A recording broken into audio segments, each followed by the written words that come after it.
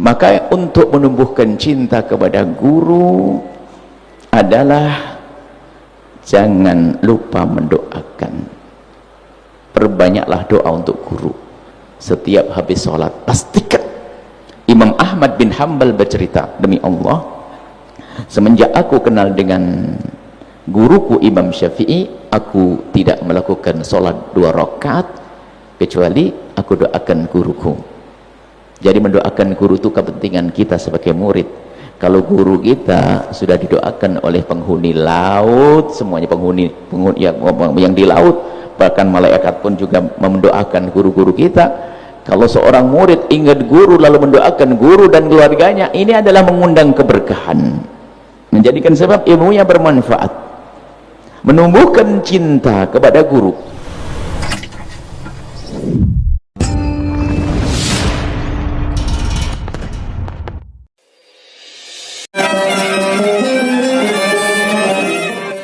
Bismillahirrahmanirrahim. Assalamualaikum warahmatullahi wabarakatuh. Alhamdulillah wa syukru lillah, wassalatu wassalamu ala rasulillah habibina sayyidina Muhammad wa ala alihi wa ashabihi wa tabi'ina lahum bi ihsanin ila yaumiddin. Allahumma ya Rabbana a'inna ala ta'atik wa a'inna ya Rabbana ala tarki maksiatik, a'inna ala dhikrik wa syukrik wa husni ibadatik, urzuqna ya Rabbana taubata qabla al-maut wa syahadata 'inda al-maut wal jannata ba'da al-maut. Amma ba'd. Yang sangat kami cintai, kami muliakan, dari semua yang hadir, wabil khusus guru kita semuanya, pembimbing kita di majelis ini, yang mulia Tuan Guru Muhammad, semoga Allah berikan kepada beliau kesehatan, panjang umur, dalam ketaatan, ketabahan untuk membimbing kita semuanya, dan juga pendukung-pendukung dakwah beliau, Masya Allah, yang semoga Allah memberikan kepada beliau-beliau segala kebaikan, termasuk Abah Haji Nurhin yang dari kami masuk gerbang ke sana melihat anak-anak muda istimewa. Anak muda kok masih dirindukan untuk berkumpul di tempat seperti ini di zaman ini. Lalu terlintas husnudon ini, semoga ini adalah memang anak-anak pilihan Allah Subhanahu wa ta'ala di zaman mengerikan ini, zaman rusak. Maka mari kita bersyukur kepada Allah, syukur yang sesungguhnya bukan sekedar kalimat alhamdulillah, sadari akan nikmat agung yang Allah berikan kepada kita saat ini, khususnya kalian wahai anak-anak muda. Allah memberikan kepada kalian kerinduan untuk menghadiri tempat mulia seperti ini. Lintaskan panjatan doa, semoga seperti Allah telah mengumpulkan kita di tempat mulia ini, Allah mengumpulkan kita kelak di surga bersama baginda Nabi Muhammad SAW. Ada pesan-pesan tentunya, apa yang sudah kalian tekuni wahai anak-anak muda, lanjutkan, yaitu berpegang dengan guru. Tadi yang membaca kitab apa Ustaz? Adab Sulukil Muridnya Imam Haddad rahimahullah ta'ala. Mungkin perlu kami tambahkan bahwa kesesatan zaman ini akan teratasi satu diantaranya jika orang itu belajar masih pakai manhaj talaqi. Talaqi itu belajar, ada guru yang mengajar kitab tertentu, murid mendengar dan membawa bukunya. Ceramah oke, iya, orang bisa berceramah ke sana kemari. Itu untuk menggugah orang untuk bisa memasuki majlis yang di dalamnya ada talaqi. Maka kesesatan yang ada hari ini kalau sudah tidak pakai talaki, ditanya belajar kitab apa, nggak jelas kitabnya. Maka yakini bahwasanya cara belajar seperti inilah yang benar. Ada kitab yang diajarin, ini kitabnya orang besar, Imam Haddad rahimahullah ta'ala, Adab Sulukil Murid, ini indah. Tidak tahu berapa kali kita baca di masjid, sudah hatam berkali-kali, karena kitab luar biasa, tata krama untuk orang yang ingin menuju kepada Allah. Tadi dibacakan kitab harfan-harfan, satu huruf, satu kalimat-kalimat. Itu cara yang tepat, cara yang benar. Biarpun ceramah bukan salah, tidak, tapi sesungguhnya belajar seperti dari awal kitab dibaca sampai akhir, sehingga ada kurikulum, ada materi yang kita pelajari, hingga kita bertambah ilmu. Ini yang pertama, manhaj talaki. Kemudian dilanjutkan adanya pondok pesantren manhaj talaki. Tapi kalau sudah tidak manhaj talaki, tidak pakai guru, sanadnya nggak jelas, inilah alamat orang akan mudah tersesat di dalam akidah, di dalam beragama. Kemudian selanjutnya bersyukur kalau kita masih bisa menjadi hamba. Masya Allah, Ustaz Hamdani Tayyib ala kamil. Masya Allah, jazakumullah, sahabat kami. La antum makankum ma'akum, ana ma'akum ya Syekh. Ya marhaban. Masya Allah, jazakumullah khair. Yang jelas, kami sangat gembira, senang lihat wajah-wajah kalian ini.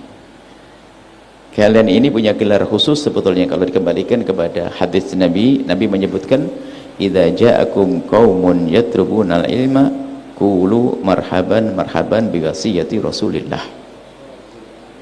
Jika ada orang datang kepada kalian, sekelompok orang datang kepada kalian, maka sambut mereka marhaban marhaban, selamat datang wahai wasiatnya Rasulullah. Masya Allah. Kemudian ditanjutkan hadis itu, waknuhum, dan perhatikan mereka. Maka kalau orang pengen beruntung, itu peduli kepada kalian, maka kalian itu adalah menjadi sebab keberuntungan orang banyak.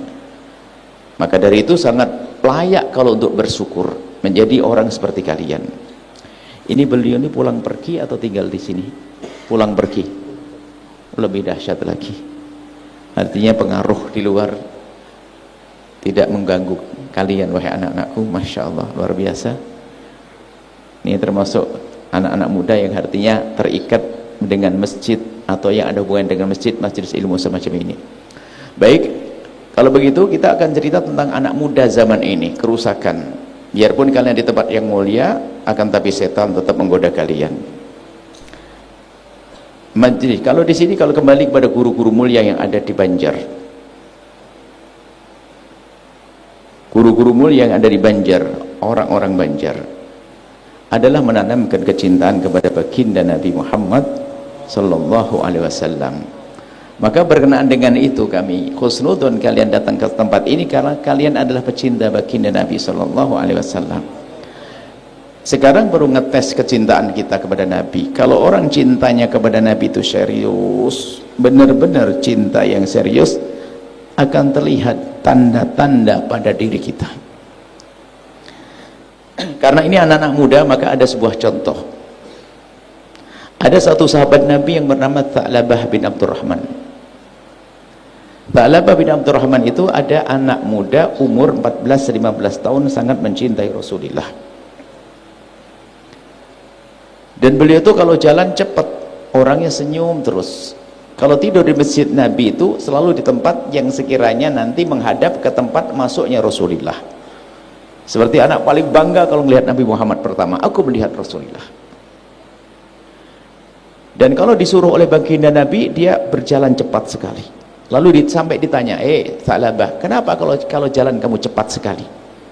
Dia menjawab, kalau aku disuruh Nabi berarti aku kan pisah dari Nabi. Aku pengen cepat menyelesaikan pekerjaanku lalu bisa melihat Nabi lagi.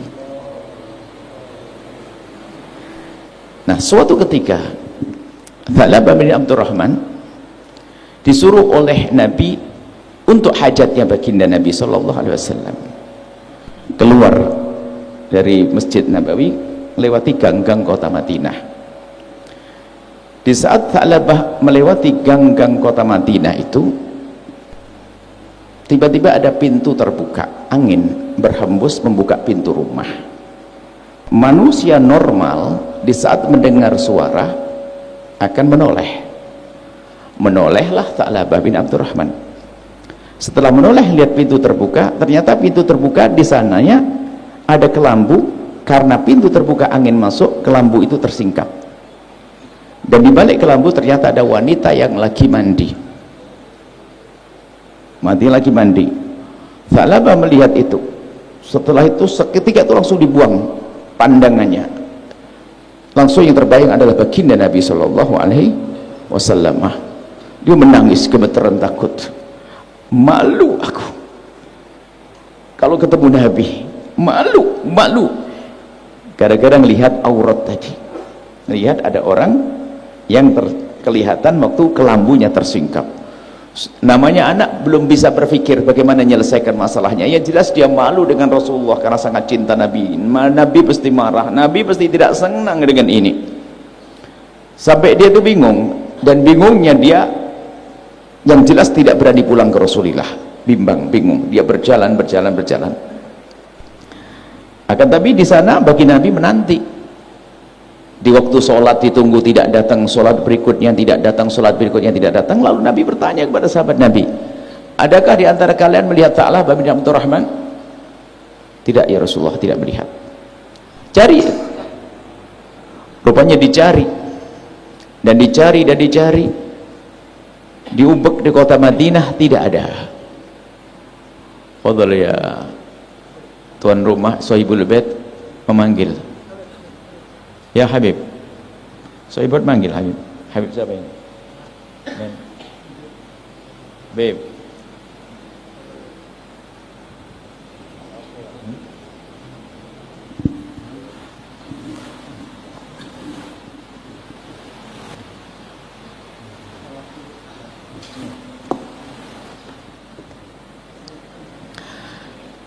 Kemudian setelah Nabi mencari, dicari oleh sahabat Nabi, tidak ketemu sampai hari pertama, hari kedua, dan hari ketiga. Lalu baginda Nabi memberikan isyarat, coba kau cari sana, antara bukit itu dan bukit ini, jalan menuju kota Makkah dari Madinah, kau cari di sana ada Tha'labah. Akhirnya berangkatlah Sayyidina Umar bin Khattab ditemani oleh Salman Al-Farisi mencari ke tempat yang diisyaratkan oleh baginda Nabi. Sampai ke tempat tersebut tidak apa-apa, dia mencoba naik ke atas bukit biar kelihatan. Akhirnya kelihatan satu orang, jangan-jangan itu. Akhirnya turun, didekati, ternyata pengembala kambing. Ada lagi gerombolan kambing, barangkali ada di situ. Tidak ada. Sampai di ujungnya tidak ada lagi perkampungan, kecuali harus balik lagi. Lalu bertanya, Pak, Bapak orang sini? Iya. Apakah Bapak melihat satu anak kecil? Dijawab, banyak anak kecil di sini, orang kampung. Tidak, maksud saya anak kecil dengan ciri-ciri tertentu. Gimana cirinya? Ada anak kecil kalau jalan cepat. Terus lagi, orangnya mukanya ceria terus, jalannya cepat. Akhirnya orang itu teringat, ada anak kecil kalau jalan memang cepat tapi nggak ceria, dia suka cengeng, nangisan dia. Anaknya berapa? Segede ini, kurang lebih 15, 16, 15, 14 tahun. Oh iya. Tapi itu anak cengeng, kata Sayyidina Umar sama Sayyidina Salman, mbak mungkin, sebab Tha'labah orangnya ceria. Di mana tempatnya? Oh di sana. Nggak mungkin. Masa naik ke atas? Ngapain dia naik ke atas? Cuman Sayyidina Umar sama Sayyidina Salman bertanya, sambil berdiskusi, barangkali iya, kenapa tidak kita tunggu? Atau kita naik ke atas? Ayo kita lihat di atas. Akhirnya Sayyidina Umar sama Sayyidina Salman mau naik ke atas. Dilarang sama orang itu, Pak jangan naik atas, mau kemana? Mau nyari orang itu. Assalamualaikum.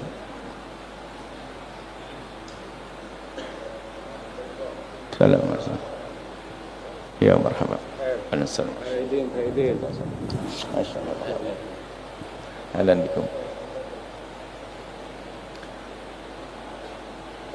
Assalamualaikum. Masyaallah. Akhirnya kata pengembala kambing di situ berkata, jangan naik ke atas. Anak itu ketakutan kalau melihat orang. Kalau kamu naik ke atas, nanti orang itu lambah ke atas lagi. Anak itu tambah ke atas. Lalu Sayyidina Salman bertanya, lalu bagaimana aku bisa melihat anak itu? Kamu tunggu di sini dan sembunyi. Kau tunggu di sini dan sembunyi. Setelah baik sembunyi di balik bebatuan begitu. Terus gimana? Nanti menjelang maghrib dia turun. Kebiasaannya dia tuh menjelang maghrib turun, dan dia mendekat kepadaku, lalu aku kasih susu, dia akan minum susu lalu bergegas naik ke atas. Oh begitu? Iya. Akhirnya betul menjelang maghrib ditunggu, turun itu anak. Ada anak kecil turun dan sudah disiapi kayak baskom itu susu, air susu. Anak kecil itu mendekat ke tempat susu dan diminum. Di saat minum itu baru Sayyidina Umar memperhatikan, aku kayak kenal betul, ini kan sudah remang-remang, coba didekati begitu, benar rupanya dia adalah Tha'labah bin Abdurrahman. Karena yang dicari ketemu nggak kuat, Sayyidina Umar berkata, Tha'labah bin Abdurrahman. Kaget dia, siapa kamu? Aku Umar bin Khattab. Kenapa kau kesini? Apakah Rasulullah menyebut tentang aku? Apakah Rasulullah berkata tentang aku, menceritakan aku? Tidak. Aku suruh mencarimu saja. Apakah Rasulullah menyebut tentang apa yang aku lakukan? Tidak. Lari ke atas, dikejar. Setelah dikejar, dipegang, dipaksa, karena sudah dipaksa. Terhitung waktu itu katanya sudah dalam riwayat 40 hari meninggalkan rumah. Tampak lemes, sudah dinaikkan di atas kudanya atau ontanya, dibawa pulang, dipaksa. Kau tidak boleh kesana, harus pulang. Aku tidak mau, aku malu, aku takut dengan Rasulullah, aku malu dengan Rasulullah. Dipaksa pulang. Rupanya di perjalanan itu semakin lemes, sakit. Karena sakit maka diantarkan ke rumah ibunya. Setelah diantar ke rumah ibunya, tak mungkin lari, ini orang sakit. Baru Sayyidina Umar sama Sayyidina Salman lapor, ya Rasulullah, Tha'labah bin Abdurrahman di mana? Ada di rumah. Kok tidak bawa ke sini? Dia sakit ya Rasulullah. Apakah perlu saya gendong ke sini? Kata Nabi, tidak. Biar aku yang datang ke sana.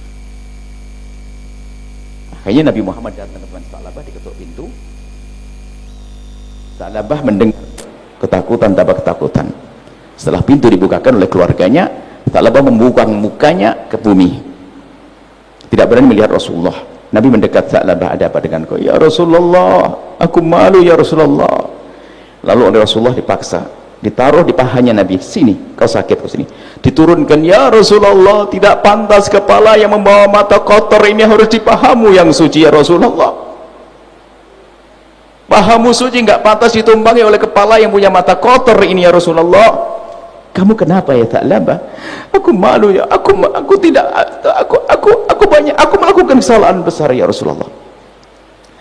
Apa coba? Ceritakan kepadaku Tha'labah. Ceritakan, dipegang paksa. Berceritalah Tha'labah.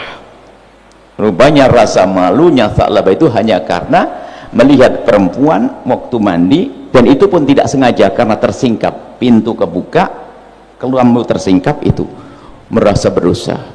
Kemudian setelah itu, Tha'labah, aku sudah tahu cerita itu darimu sekarang. Lalu kamu minta apa? Ya Rasulullah, aku minta diampuni oleh Allah. Dijawab, kau sudah diampuni. Karena memang tidak dosa, enggak sengaja melihatnya. Lalu kau minta apa lagi ya Rasulullah? Sungguh aku takut ya Rasulullah, dengan pandanganku yang kemarin itu, lalu aku tidak bisa melihatmu nanti di akhirat. Dijawab Tha'labah, kau akan lihat aku nanti di akhirat. Kau akan bersamaku nanti di surga.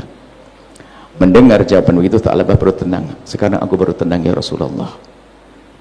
Kemudian Tha'labah berkata, memandang wajah Nabi, berani setelah itu, ya Rasulullah, di badanku seperti ada yang merayap, antara kulit dengan dagingku seperti ada yang merayap, seperti semut merayap. Dikatakan itu namanya sakaratul maut. Kemudian setelah itu dibimbing oleh baginda untuk mengucapkan kalimat thayyibah, la ilaha illallah, la ilaha illallah, la ilallah. Dan setelah itu terasalah di paha mulia bagi Nabi beban kepalanya, dan dia sudah dicabut nyawanya, mati. Setelah itu tutup nyawa Rasulullah, kemudian dimandikan oleh Rasulullah, kemudian dikafani oleh Rasulullah, kemudian diantarkan jenazahnya Nabi Muhammad. Bahkan di saat diantarkan jenazah oleh baginda Nabi, Abu Bakar, Uthman yang lainnya berkata, ya Rasulullah, kenapa jalanmu seperti itu, seperti jalannya orang yang berdesak-desakan ya Rasulullah? Nabi Muhammad menjawab, sungguh aku melihat malaikat turun mengiring jenazah ini sehingga seolah memenuhi bumi sampai aku hampir tidak punya tempat untuk bisa berjalan. Lihat, dihantarkan Nabi yang mengafan, Nabi yang mengkuburnya. Siapa? Seorang anak muda, Tha'labah bin Abdurrahman. Karena apa? Karena cintanya kepada baginda Nabi Muhammad sallallahu alaihi wasallam. indah. Lihat, kalau orang mencintai Nabi bukan kita mengejar Nabi. Kalau kita ngejar Nabi di padang mahsyar gak akan mampu. Akan tapi ketahuilah, orang mencintai Nabi, lihat, akan didatangi oleh baginda Nabi. Artinya apa? Nabi yang menyapanya. Nabi. Sebab di padang mahsyar semua orang bisa melihat Rasulullah. Bagaimana tidak? Karena cahaya Nabi memenuhi semesta waktu itu, memenuhi semuanya. Orang bisa melihat itu Nabi Muhammad, itu Nabi Muhammad. Akan tapi tidak semuanya bisa mendekat. Yang banyak hanya menyesal, kenapa aku dulu tidak iman kepada Nabi Muhammad. Itu penyesalan yang paling dasar. Ada lagi, aku hanya ngaku umat Nabi tapi aku tidak cinta dan mengikuti Nabi. Jauh tidak bisa mendekat Nabi. Semuanya menyesal kecuali para pecinta bagi Nabi, yang dikatakan oleh bagi Nabi, yang disabdakan Nabi, anta ma'aman ahbabta, engkau bersama orang yang engkau cintai. Lihat, cinta kepada baginda Nabi menjadi sebab Nabi mencarinya. Nabi memanggilnya, dalam arti mencari bisa saja memanggil. Nabi memanggilnya. Didatangilah Tha'labah bin Abdurrahman, lihat, dicari oleh Nabi karena Nabi tahu dia adalah sangat mencintai Rasulullah SAW. Sama Tha'labah dengan kita hari ini, sama. Kalau kita mencintai kepada Nabi dengan serius, kita akan bersama baginda Nabi Muhammad. Nabi menyebut anta ma'aman ahbabta, engkau bersama orang yang kau cintai. Akan tapi mengaku cinta tidak cukup. Hari ini kita biasa mengaku-ngaku, akan tapi perlu bukti. Dan kisah ini sangat tepat untuk dihadirkan hari ini. Orang katanya hadir maulid, katanya mencintai Nabi Muhammad SAW. Coba baca kisah Tha'labah bin Abdurrahman. Dia melihat aurat perempuan tanpa sengaja saja, merasa bersalah, sehingga merasa tidak pantas kepalanya di bangkuan baginda Nabi. Hari ini orang ngaku-ngaku dekat dengan Nabi tapi pandangannya kotor. Di handphonemu ada apanya, hei hamba Allah? Internetmu bagaimana, hei hamba Allah? Ngaku cinta Nabi tapi tidak pernah malu melihat sesuatu yang Nabi murka. Tidak perlu kita melihat orang lain, tapi kita perlu melihat mata kita sendiri. Kita perlu kejujuran. Nabi Muhammad, Nabi Muhammad, Nabi Muhammad. Hari ini kerusakan kita adalah kerusakan di mata. Kerusakan di mata. Ayo, kami husnudzon ini adalah perindu Nabi yang sejati. Ingat Nabi Muhammad. Tha'labah bin Abdurrahman melihat dengan tidak sengaja saja, merasa menyesal, merasa ketakutannya luar biasa. Apakah pantas setelah itu kita ngaku-ngaku cinta Nabi, tidak pernah merasa sedih di saat kita melihat sesuatu yang haram? Kita simpan di handphone kita, kita simpan di laptop kita, kita melihat sebebas-bebasnya. Begitu pentingnya cinta kepada Nabi. Orang mencintai Nabi, lihat, tidak ingin matanya tertutup oleh maksiat-maksiat. Iya, kita berdosa, semua kita berdosa, akan tapi saatnya kita untuk menyesal. Itu amanat handphone yang Allah berikan kepada kita, amanat. Jangan digunakan untuk melihat yang Allah murkai, yang Nabi Muhammad tidak senang. Hari ini kita biasa mengaku-ngaku cinta kepada baginda Nabi Muhammad, tapi kita perlu kejujuran, ketulusan. Mengaku mah gampang, akan tapi cinta itu ada tanda, ada bukti. Iya, aku melakukan kesalahan seperti sahabat Nabi, ada banyak melakukan kesalahan, akan tapi ketahuilah, tobat itulah penghapus kesalahan kita. Yang lalu biar berlalu. Aku kemarin melihat sesuatu yang Nabi tidak senang, tapi hari ini aku berjanji, aku tidak akan melihat lagi. Aku tidak akan melihat lagi. Kita perlu kejujuran. Action mencintai Nabi bukan di hadapan manusia. Di depan orang kelihatannya seperti pecinta Nabi, yang sesungguhnya ternyata masuk kamar sudah berubah semuanya. Dikunci sana sini agar dia bebas melihat di handphonenya, di laptopnya. Kita perlu kejujuran. Makanya kisah tersebut sangat tepat untuk dihadirkan di tahun ini, hari ini. Urusan mata, dan dari mata inilah kerusakan yang dahsyat. Pakar, ahli pakar, tanyakan yang ngerti dunia psikologi, bagaimana bahayanya tontonan itu akan merusak mental. Gambar-gambar kotor, film-film kotor merusak mental. Yang di dalam Islam itu ada yang namanya mahram. Mahram itu orang yang haram dinikahi, kakak adik, ibu anak, itu mahram. Dan rata-rata umumnya orang itu dengan mahram susah bangkit syahwat. Orang satu kakak adik susah bangkit syahwat, anak ibu susah bangkit syahwat. Karena apa? Dia ngerti mahram, haram dinikah. Akan tapi hari ini gara-gara tontonan yang kotor, seorang anak membolongin kamar mandinya hanya untuk mengintip ibundanya. Seorang ibu kadang-kadang na'udzubillah melakukan kehinaan dengan anaknya, seorang bapak dengan anaknya. Kenapa?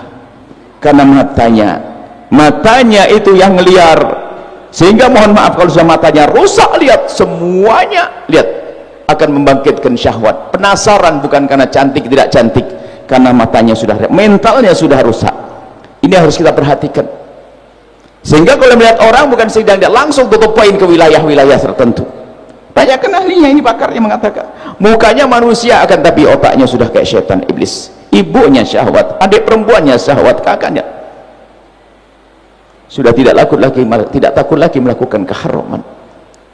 Bahkan mungkin seorang wanita yang tampak soleha di rumahnya karena sering nonton yang kotor, lihat fantasi, dia pengen ini, akhirnya ternyata begitu mudah kepleset dalam kehinaan. Seorang laki-laki yang tampak baik gara-gara tontonan dia, akhirnya akibatnya tidak merasa puas dengan yang halal karena dia terlalu banyak melihat, sehingga di alam nyata itu tidak ada film yang dilihat, film kotor yang dilihat, film jorok yang dilihat, sehingga pasangannya menjadi tidak indah lagi.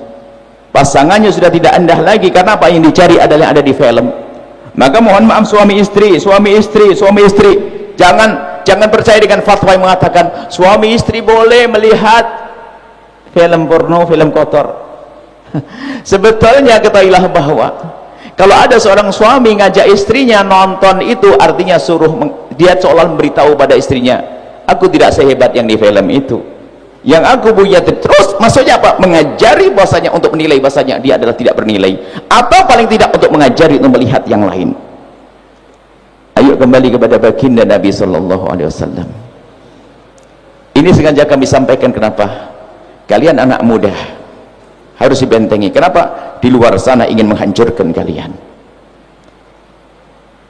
Wah, setan paling senang nih. Wah, anak-anak muda, syahwatnya, masa pubernya, sehingga naudzubillah begitu mudah orang kepleset dalam kehinaan zina yang hina, kepleset dalam zina. Tampak dia soleh, tampak ibadah, bukan serta-merta orang melakukan zina akan tapi gara-gara matanya tidak terjaga. Jika Al-Quran, jika Allah berfirman kullil mu'minina yaghuddu min absarihim, katakan kepada orang yang beriman itu, kaum pria yang beriman, untuk menjaga matanya. Kalau orang menjaga matanya, ketahuilah yang halal akan semakin indah. Menjaga matanya, yang halal semakin menarik. Wa kullil mu'minati yaghdudna min absarihinna, dan juga katakan kepada kaum wanita untuk menjaga matanya. Semakin ia menjaga matanya, ketahuilah semakin indah yang halal. Kalau sudah matanya jelalatan, maka yang halal menjadi tidak indah. Muqaddimah untuk melakukan pelanggaran di luar sana. Takutlah kepada Allah, hai hamba Allah. Yang muda-muda ini, Masya Allah, kalian hebat di taman surga. Akan tapi sengaja kami sampaikan ini karena ini adalah bisa saja hadis ismah, hadis yang bisa menjaga. Hadis seolah menyebut anak muda biar kita terjaga, karena ngerti. Hati-hati dengan handphonemu, hai anak-anakku. Hati-hati dengan handphone, internetmu amanat. Jangan seolah cinta Nabi, tak tanya barangkali diputar sholawat tapi yang dilihat tidak benar. Rasulullah kita bikin main-main, kita perlu kejujuran dan percaya, yakin seyakin-yakinnya. Semakin mata ini terjaga dari yang haram, semakin indah yang halal. Gambarannya lah, kami tidak bicara tentang syahwat makanan saja begini. Kita punya makanan, pentingnya kita menjauh dari yang haram. Maka kalau kita menjauh dari yang haram, yang halal semakin indah. Apakah urusan syahwat, urusan makanan? Gambarnya begini, makanan, kita tidak punya makanan apa-apa kecuali nasi putih, tapi masih anget lumayan deh, masih ngepul begitu, lalu kita siram dengan kecap di atasnya. Saya tambahin siram kecap, masih suka kecap, ada kecap ditabur begini, kemudian pakai kerupuk, sudah makanan. Di sampingnya ada makanan nasi putih dengan kerupuk 2.500 harganya, tapi di sampingnya ada makanan harganya 70.000.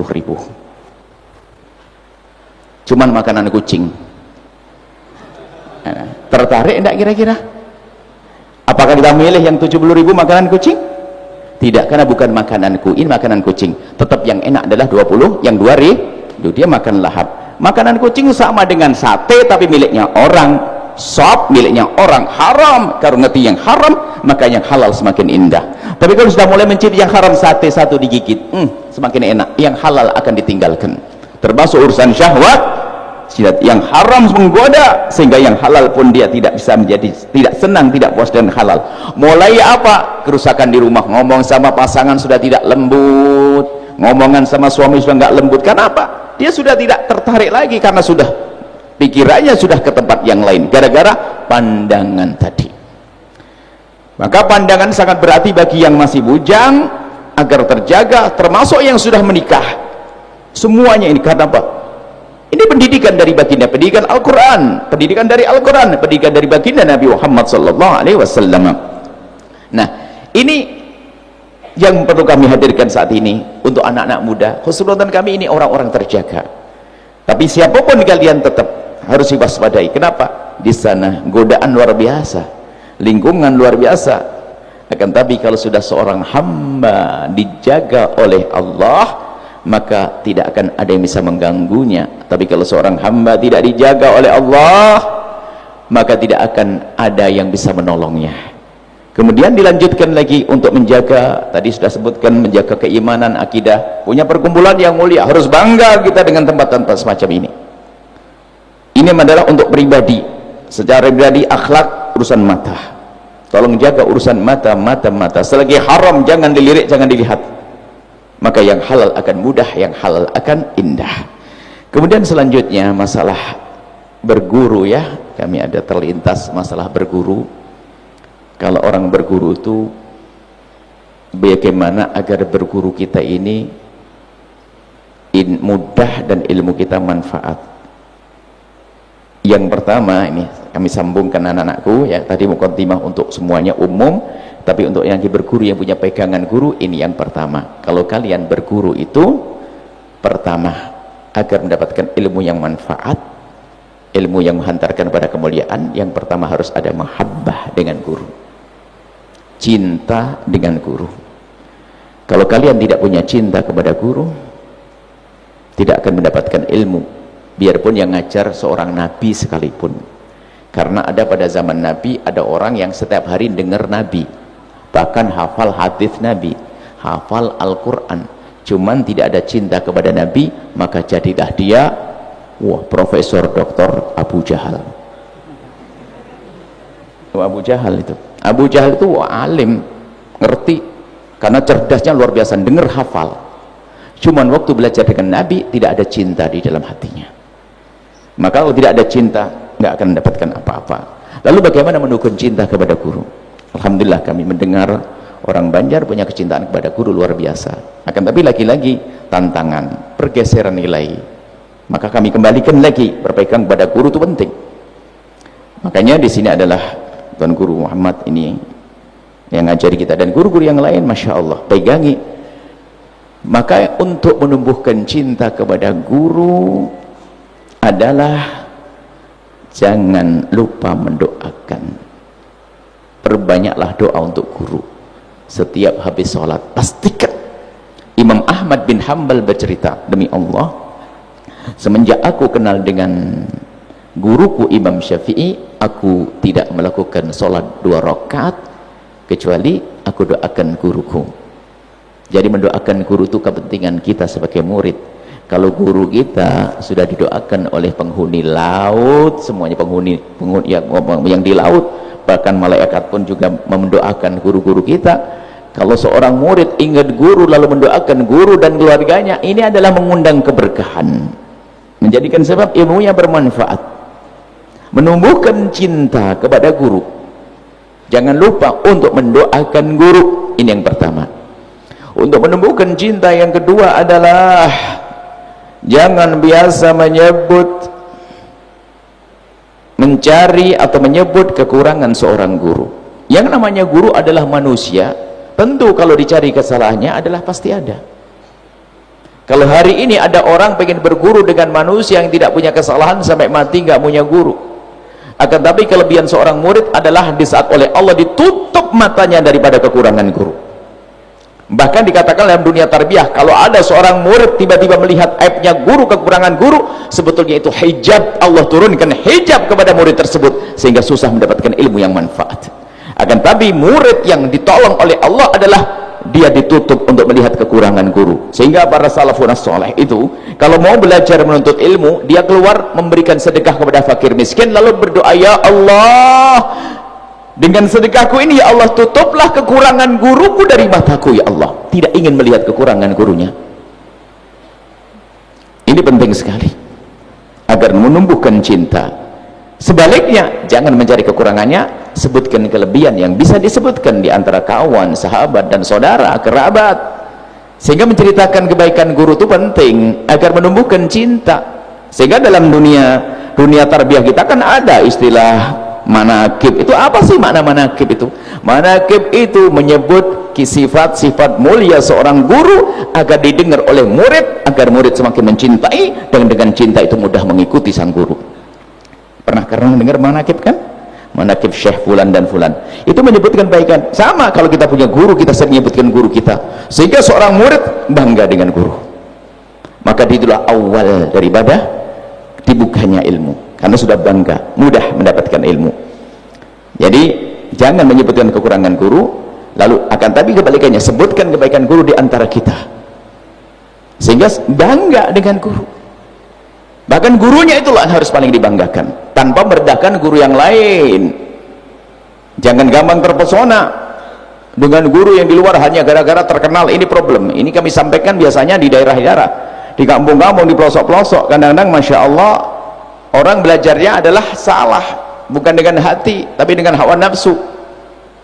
Sehingga kalau sudah ketemu ustadz terkenal, kadang-kadang mohon maaf ini langsung wah, kayak ustadz terkenal itu kayak habisnya gurunya ditinggalkan. Itu aib, celah. Ini terjadi di kampung. Maka kami selalu, suatu ketika ini kejadian kami di sebuah tempat di Jawa mana gitu, di saat biasanya kalau kami sudah datang kami minta kalau sudah waktunya nggak usah menunda, kasihan jemaah. Kata orang yang ada di situ, Buya masih nunggu kiai, ustadz sini. Bangga hati kami karena orang di situ masih menunggu sang kiai. Cuman tidak lama kemudian kami sambil makan ngemil kue-kue kacang atau tidak lama kemudian dipanggil, Buya naik. Loh, katanya nunggu kiai. Itu tadi sudah datang, Buya. Ajib. Kiai yang datang ternyata saya juga tidak dikenalkan, hanya duduk di situ. Sampai kami masih ingat kedatangan orang tersebut karena kami lihat seperti orang biasa. Ternyata guru tadi, kami datang nggak ada yang nyambut dia, pakai sepeda motor minggir begitu, rupanya kayaknya krimis sebagainya, sambil buka jaketnya ngeluarkan kopiah hitam begitu dari dalam dadanya, lalu datang duduk. Kami masih ingat betul, cuman kami tidak tahu kalau itu guru. Setelah itu Buya naik ke atas, mana ustadz yang tadi ini? Mereka belum mendekat, saya mendekat, saya minta cium tangannya dia, saya naik. Ceramahnya berubah. Tidak tahu waktu Maulid Isra Mi'raj ceramahnya hanya ini, tidak beruntung satu kaum yang tidak bisa menghormati gurunya. Awas. Jadi saya masuk, kami ceritakan itu, saya masuk, susah masuk. Akan tapi kadang guru di kampungnya, ustadz baru dihormatinya luar biasa, tapi ustadz yang waktu mbahnya meninggal, dia yang rawat jenazahnya, neneknya meninggal, rawat jenazahnya, kadang tidak hormati. Itu kesombongan seorang murid. Maka berbanggalah dengan guru kampungmu yang mengajarimu di rumahmu, di tempatmu, di kampungmu. Itulah harus kamu utamakan. Jangan gampang terpesona dengan yang itu, bahaya. Sebab ustadz yang terkenal itu ketemu 2 tahun sekali belum tentu, kan begitu ya, 3 tahun sekali belum tentu. Tapi setiap hari ngajari kita, kenapa kita tidak bisa menghormati? Bisa saja kesombongan di dalam hati kita. Tentu tanpa kita tutup hati kita untuk mencintai para ulama, ya, tapi dalam irama khidmah, mengabdi, mendengar, ya guru yang setiap hari berkumpul dengan kita. Bahkan kiai-kiai ajengan atau tuan-tuan guru yang di daerah-daerah itu, wah, wali-wali besar itu. Apalagi yang ngajar pengajian di madrasah diniyah di kampung-kampung, itu dikasih gula, dikasih beras toh, nggak pakai gaji kayak guru-guru di kampus gede, tidak. Bahkan kalau di kampung-kampung itu mungkin sambil dia nanam padi dan sebagainya, manen padinya orang, maksudnya kerja, berangkat ke madrasah telat jam 4 sore karena dia sambil kerja, Sudah itu duduk di kursi, tak taunya di kopengnya masih putih, ternyata ada sabun, buru-buru mandinya tadi. Masya Allah, pola sekali. Ini orang-orang hebat ini. Makanya tolonglah dan sampaikan, bukan sekadar untuk yang di sini, sampaikan kepada manusia para perindu di Allah di kampung-kampung agar peduli kembali kepada gurunya. Kenapa kok kami sampaikan begini? Ada media sosial nih, kan ada ustadz viral kan? Nah ini kadang-kadang terpesona sama ustadz viral, lupa dengan guru kampung yang ngajar Safinatun Najah, yang ngajar Fathul Qorib, yang ngajar ini, terpesona dengan ustadz sana, seolah nggak mau dengar fatwa kecuali sana. Ini problem sebetulnya, halus. Sementara sama ustadz viralnya, kalau sudah mau belajar sama ustadz viral pasti ada bumbunya, kan ada yang lewat-lewat di berandanya dan sebagainya, berhenti. Tapi kalau begini kan serius, dari tadi nggak ada yang berani buka-buka yang lainnya kecuali harus dengar ustadz. Ini penting sekali, budaya ini loh yang kami hidupkan.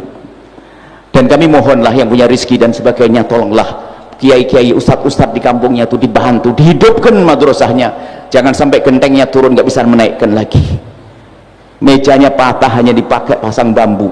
Di mana kita? Di mana kita? Bukan untuk anda suarakan pada yang lainnya di sana, khususnya para asatid. Hidupkan kembali madrasah ini ya. Pondok pesantren nggak cukup, nggak menampung orang kampung, lebih banyak daripada orang yang masuk pesantren. Ini kan tadi kata beliau pulang pergi, dahsyat, pulang pergi tapi masih bisa menghadiri tempat semacam ini. Jadi mahabbah, cinta kepada guru itu penting sekali. Makanya kagumlah kepada guru, biarpun mohon maaf katanya guru kampung, ketahuilah itu pintumu menuju surgamu. Ujian loh ya, ujian kalau kita bisa menghormati orang di luar sana tapi tidak bisa menghormati guru kita di kampung kita. Akhirnya kami di mimbar waktu itu katakan, tidak beruntung orang yang bisa mengagumi orang-orang baru dari luar tapi tidak bisa menghormati kiainya di kampungnya, ustadz di kampung, ustadz di daerahnya. Itu perlu kita utamakan. Yang kedua, untuk mendapatkan ilmu yang manfaat adalah adab tata krama ya. Perlu punya adab yang tinggi, samaan wa ta'atan kepada guru. Ini bentuk adab, maknanya luas sekali ya, maknanya luas. Kita singkat karena sudah muqaddimah kitab adab sulukul muridnya sudah panjang, akan sudah kita tutup. Yang ketiga, adab itu misalnya, adab itu sering minta petunjuk. Di antaranya misalnya mau kuliah di mana, minta petunjuk, ya saya mau kuliah di mana. Mau nikah, minta petunjuk. Penting itu. Kalau sudah mulai murid rusak, alah nanti dilarang, nggak boleh, mending nggak usah ngomong. Wah ini repot ini. Guru itu adalah memandang dengan cinta. Biasanya pakai istikharah, pakai petunjuk. Ini kita perlu punya ikatan serius, ikatan hati dengan guru kita. Kemudian ini termasuk, mohon maaf ya, kalau di pondok pesantren, kalau tidak mondok ini enak, satu sisi. Tapi kalau di pondok juga ada godaannya. Kalau sudah mondok kadang-kadang suka pindah-pindah, itu tidak adab, tidak beradab. Pindah sana, lompat sini, lompat sana, itu ada su'ul adab. Alhamdulillah di Banjar itu Masya Allah pondok banyak, tapi harus tetap punya adab kepada gurunya. Jangan seenaknya belajar, tidak punya adab, menjadikan ilmu susah untuk kita dapat. Yang ketiga adalah khidmah. Tolong kepada semuanya, siap-siaplah untuk diuji dengan kesuksesan. Cara mempersiapkan diuji dengan kesuksesan apa? Punya ikatan dengan guru. Ayo coba yang di belakang itu nanti misalnya, kalau tiba-tiba ada yang jadi gubernur atau jadi presiden, coba kalau tidak punya ikatan dengan guru akan jadi presiden sesat. Atau yang di tengah sana jadi orang kaya raya di Banjar, nggak punya ikatan guru, kaya sia-sia. Tapi kalau menjadi orang kaya punya ikatan guru, terarah mau dikemanakan hartanya, kan enak. Penting punya guru. Maka jadikan semangat khidmah untuk membuktikan kalau kita punya cinta dan kita punya adab. Khidmah itu pokoknya berpikir bagaimana aku bisa membantu guruku, aku bisa berguna untuk guruku. Bukan berarti khidmah harus di rumahnya, kita nyapu rumahnya. Iya, itu bagian daripada khidmah. Akan tapi yang perlu kita pahami, khidmah itu luas maknanya. Mungkin anda sukses di kota mana, anda di Banjar, atau yang sukses di Bali, tidak lupa dengan gurunya. Dimanapun kalian berada, itu menunjukkan kalau ilmumu bermanfaat, hatimu sambung, dan itulah orang-orang istimewa. Ini saja Masya Allah bisa kami sampaikan. Bertemu dengan wajah-wajah yang penuh sinar kerinduan kepada kemuliaan ini, senang Masya Allah dengan guru-guru yang baik, para habaib semuanya. Ini saja Masya Allah. Semoga Allah menjadikan kita hamba yang saling mencintai karena Allah, Alhamdulillah rabbil alamin. Allahumma shalli ala habibina sayyidina Muhammad ya Rahman ya Rahim. Pandang kami dengan kasih sayang dan cinta darimu ya Allah. Jaga guru-guru kami ya Allah, bil khusus sahibul majlis Guru Muhammad dan juga para guru-guru yang ada di sini, habaib para ulama ya Allah. Jagalah para ulama-ulama habaib yang ada di kiri kanan tempat ini Allah. Muliakan kami dengan berkhidmah kepada mereka, dan kami mohon ya Allah, jadikan para santri ini santri-santri yang sukses ya Allah. Jadikan kami dengan mereka hamba yang saling mencintai karenamu ya Allah. Jauhkan kami dari fitnah, kebencian, kedengkian serta dendam di antara kami.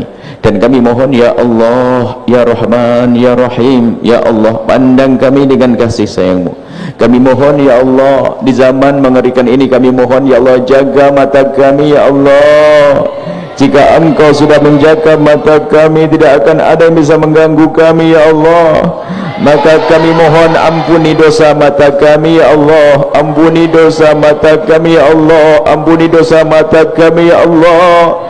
Sungguh ya Allah, dengan apa yang kami lihat oleh mata ya kami ya Allah, sungguh dengan apa yang telah dilihat oleh mata kami sudah cukup. Jika Engkau ingin menghancurkan mata kami, akan tapi kami mohon ya Allah, jangan Kau hancurkan mata kami karena dosa itu, akan tapi kami mohon ampuni ya Allah, dan hentikan ya Allah kami dari melihat yang haram. Jaga lisan kami dari mengucapkan yang haram, jaga telinga kami dari mengucapkan yang haram. Jauhkan kami dari sebab-sebab kehinaan ya Allah, jauhkan kami dari zina yang busuk, hina dan Kau hinakan itu ya Allah. Jauhkan kami dari zina yang busuk, hina dan Kau hinakan itu ya Allah. Jika ada di antara kami ada hamba-Mu yang pernah terpeleset dalam hina dan busuk yang zina, kami mohon berikan kesadaran ya Allah, dan ampuni dia ya Allah, dan tutup aibnya di dunia sehingga di dunia tidak terhinakan, dan tutup aibnya di akhirat sehingga di akhirat tidak Kau hukum ya Allah. Dan kami mohon buka pintu halal untuknya, dan cukupkan ya Allah kami dengan yang halal darimu ya Allah. Halal di syahwat kami cukupkan ya Allah. Dan kami mohon ya Allah, tambahkan kecintaan kami kepada pasangan kami ya Allah. Jangan kurangi sedikit pun, kami takut ya Allah jika kurang cinta kami lalu kami kurang mengabdi ya Allah.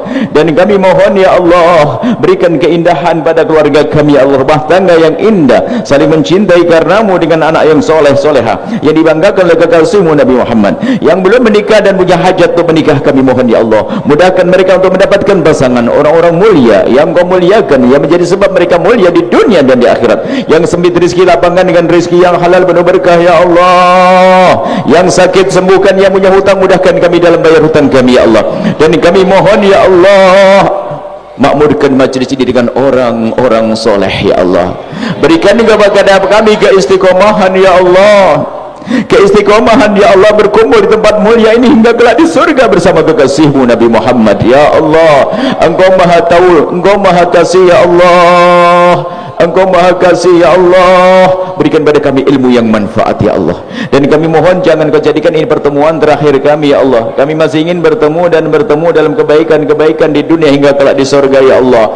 Kami mohon kirimkan ke tempat ini orang-orang tulus dan ikhlas ahli surgamu ya Allah, yang bisa berjuang, belajar, berjuang, membela tempat ini ya Allah.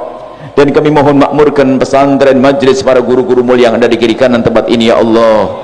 Dan kami mohon jaga negeri ini ya Allah. Berikan kepada kami pemimpin yang baik ya Allah. Jika pemimpin kami sudah baik, tambahkan kebaikannya. Jika pemimpin kami tidak baik, kami mohon ya Allah wahidat yang maha kuasa, jadikan mereka pemimpin yang baik, berikan hidayah dan bimbingan-Mu ya Allah. Dan kami mohon ya Allah, ampuni orang tua kami dan guru-guru kami ya Allah. Berikan kasih sayang-Mu kepada mereka ya Allah. Anak-anak kami ya Allah, anak-anak kami ya Allah, yang kami lihat wajah-wajah mereka saat ini ya Allah, jadikan mereka anak-anak ahli surga ya Allah, tanpa terkecuali ya Allah. Anak-anak kami yang kami lihat wajah mereka saat ini ya Allah, anak kami yang itu ya Allah, yang itu, jadikan mereka ahli surga-Mu ya Allah. Dan kami mohon ya Allah, jadikan kami hamba yang saling mencintai karenamu ya Allah.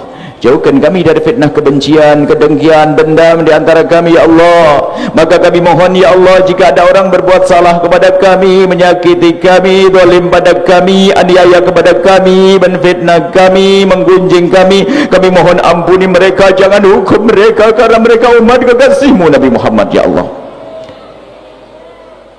Dan kami mohon ya Allah, Jauhkan kami dari mendengki dan dendam kepada sesama kami. Bersihkan hati kami, ya Allah. Bersihkan hati kami, ya Allah. Dan kami mohon, ya Allah, panjangkan umur kami dalam ketaatan serta sihat walafiat, dan berikan kepada kami semua husnul khatimah, mati dalam keadaan iman. Dan kami mohon, ya Allah, jadikanlah ucapan kami di akhir hayat kami kelak, saat Engkau hendak mencabut nyawa kami ingin saat itu, ya Allah, hati dan lidah kami mampu mengucapkan kalimat agung dan mulia, la ilaha illallah sayyidina Muhammad Rasulullah, la ilaha illallah sayyidina Muhammad Rasulullah, la ilaha illallah sayyidina Muhammad Rasulullah sallallahu alaihi wasallam.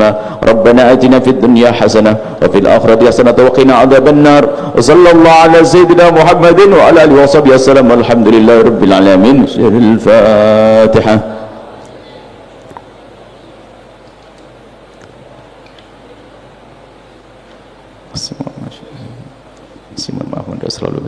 Assalamualaikum warahmatullahi wabarakatuh. Syukran.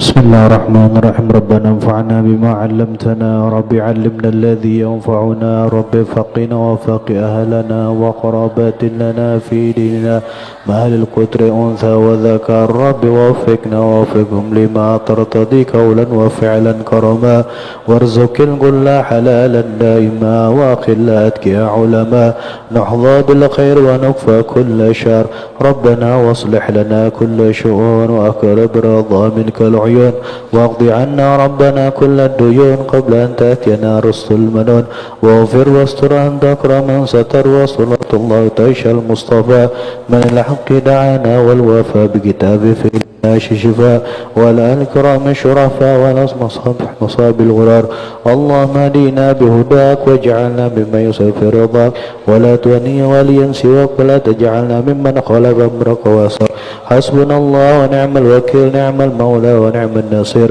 ولا حول ولا قوة إلا بالله العلي العظيم، وصلى الله على سيدنا محمد وعلى صحبه وسلم، والحمد لله رب العالمين. تقبل الله منكم.